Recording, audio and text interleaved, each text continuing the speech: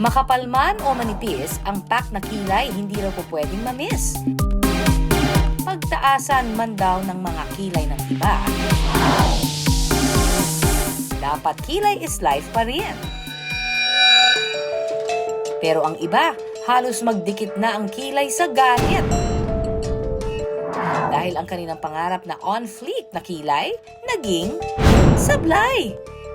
Super duper fail talaga nang nangyari sa akin, guys, at sobrang pinagsisihan ko talaga. Kung mapapansin nyo, yung kilay na tattoo ko hanggang dito. Ano, eyeliner yan, te.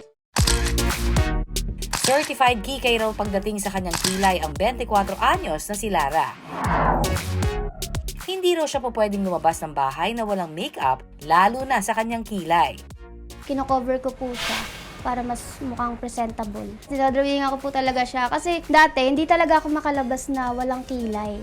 Kilay is life. Paano ba naman kasi?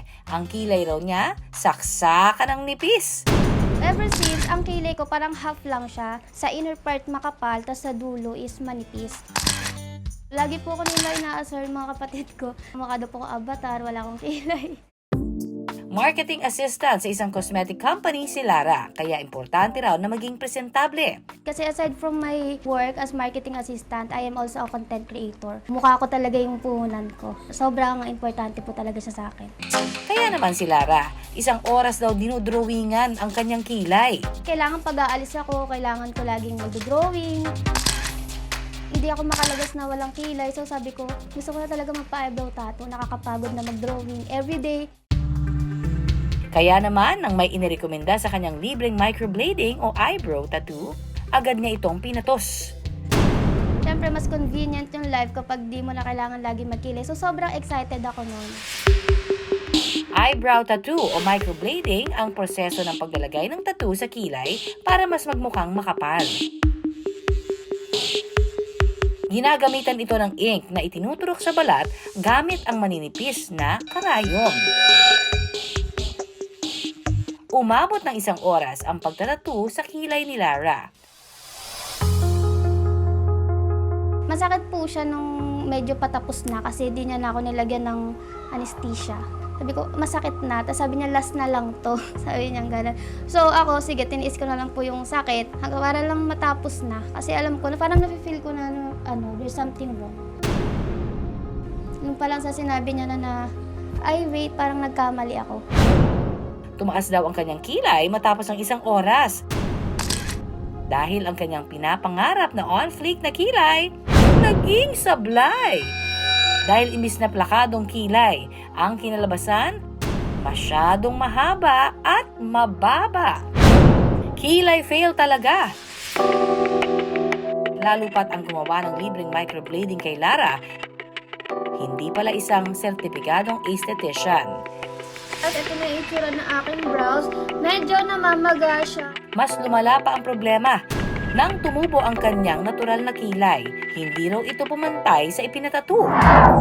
Para maiayos ang kanyang epic fail na kilay, piniling lumapit ni Lara sa isang esthetician. Para matanggal ang tattoo sa kanyang kilay, kinailangang sumailalim ni Lara sa isang laser tattoo removal. Inoferan po muna namin siya ng for removal para mapag-light muna siya kasi hindi natin siya kailangan patungan. Hindi natin pwede siyang i-retouch since meron na siyang old. So lalo lang siyang magda-dark, lalo mag-worse yung kilay niya. Maaayos pa rin kaya ang kilay ni Lara? Abangan mamaya.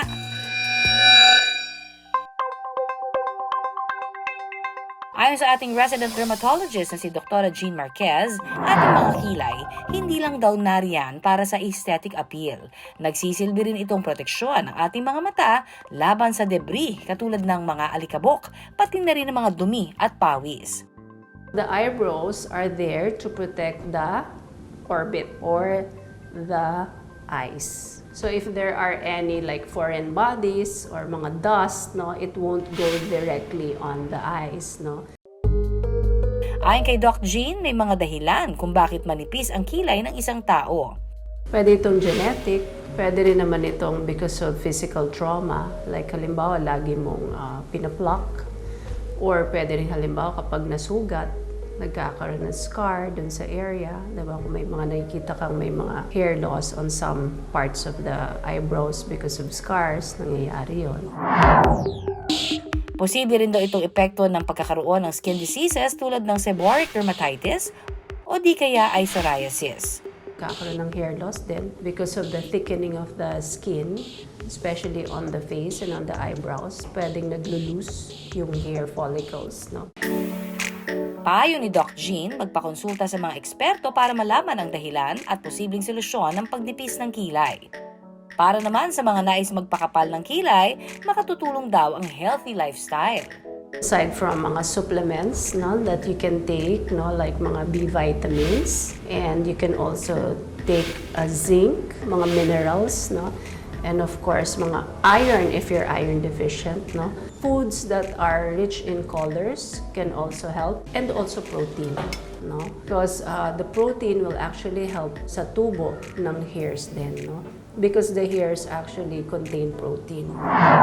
Mag-ingat din daw sa mga topical o mga pinapahid na pinaniniwalaang pampakapal ng kilay, katulad ng minoxidil. Ang minoxidil talaga is an approved topical medication for the hair loss on the scalp. But using it on the eyebrows is what you call an off-label, no, indication. Hindi siya talaga indicated to be used on the eyebrows, meaning there's not enough studies of safety, no, and efficacy when it comes to using it on the eyebrows. At the same time, no, using it on the eyebrows, pwedeng delikadong mapunta sa mata, no, and minoxidil is very toxic, can be toxic to the eyes. Wala naman daw mali kung nais sumailalim sa microblading. Basta siguraduhin lumapit sa totoo o certified aesthetician at magpakonsulta sa mga dermatologist para makaiwas sa anumang impeksyon. I don't see anything wrong as long as you're not, no, sensitive or allergic to the dye that they're using. Those people who have a lot of allergies, they should be careful, no? Kasi pwede silang mag-react doon sa dye na ginagamit for microblading.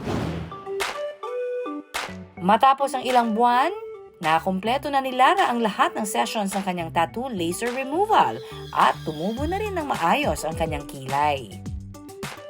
Itsura ng aking failed eyebrow nung hindi pa po ako nakakapagpa-laser. And ito na po yung kilay ko ngayon after second session. As you can see, much lighter na po siya. Kasi meron pong iba talaga yung ink, mahirap tanggalin. It needs time, months po, ganun. 2 months, 3 to 4 session po yung inaabot na ganung procedure.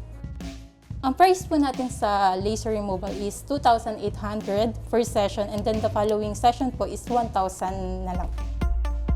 Bukod dyan, nagpa-microblading na muli si Lara pero sa lisensyadong clinic na. Ngayon, unti-unti nang bumabalik sa ayos ang kanyang mga kilay. Mas confident na po ako, and syempre less effort na magkilay kasi hindi ko na siya masyadong kino-cover up.